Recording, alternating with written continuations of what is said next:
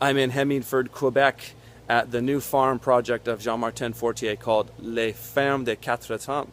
And this is an experimental farm that is expanding on all of the ideas that Jean-Martin and myself have been using for the last few years or number of years. And I'm going to talk to JM about what they're doing here. That's coming up next on The Urban Farmer.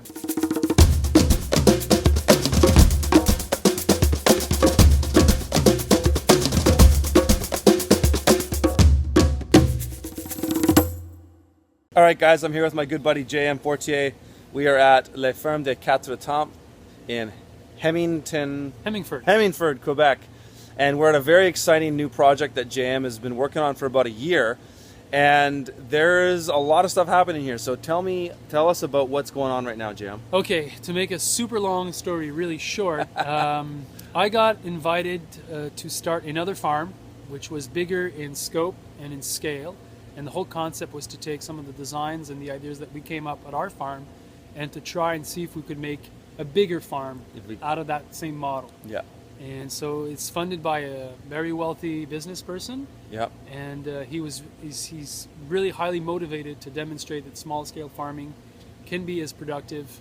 And so he asked me to join, and I did. And so I've been spending the last year and a half designing and building this new farm, which is quite different from what I'm used to, because we've moved away from low tech. We're more into somewhat of a high tech. Yeah. But everything is done with the same kind of like precision and intensity that we've been dealing with. And the same respect to the soil and the biodiversity and all this great stuff. Speaking of high tech, right now we're in a greenhouse that is heated in the ground. So you can see here we're standing over some beds. JM's got PEX piping underneath these beds, pumping hot water in the beds. Yeah. So the idea is to germinate the soil, the crop faster. The whole concept is to get the thermal mass in the spring to really heat up. And so in our climate, we're going to start this in February. It's going to take 3 weeks, and then boom, it's hot. Yeah. And then it's going to stay hot all the way till summer. So we're maximizing your so we're just trying to get it going so that the roots can really go down because it's warm enough. Yep. And so we're not heating the greenhouse, we're just warming up the soil so that the plants, they'll take off faster. And even in the field, we're walking around, we're looking at all the blocks that JM has, the bed blocks here. He's trying all kinds of new stuff. There's hedgerows, you've got bringing in beneficial insects, birds, and other types of predators.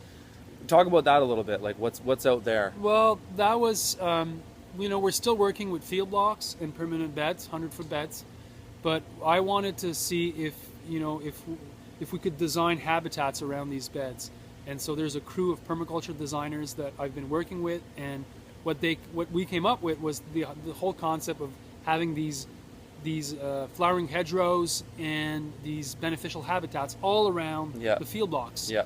And to see if we can eliminate or diminish the insect pressures in the garden. Yeah, because we probably know that, JM and I both know that you probably can't get rid of the pests entirely. Farms are always going to have pests to some degree, but maybe there is a way to slightly or maybe majorly decrease the amount of pest pressure that exists.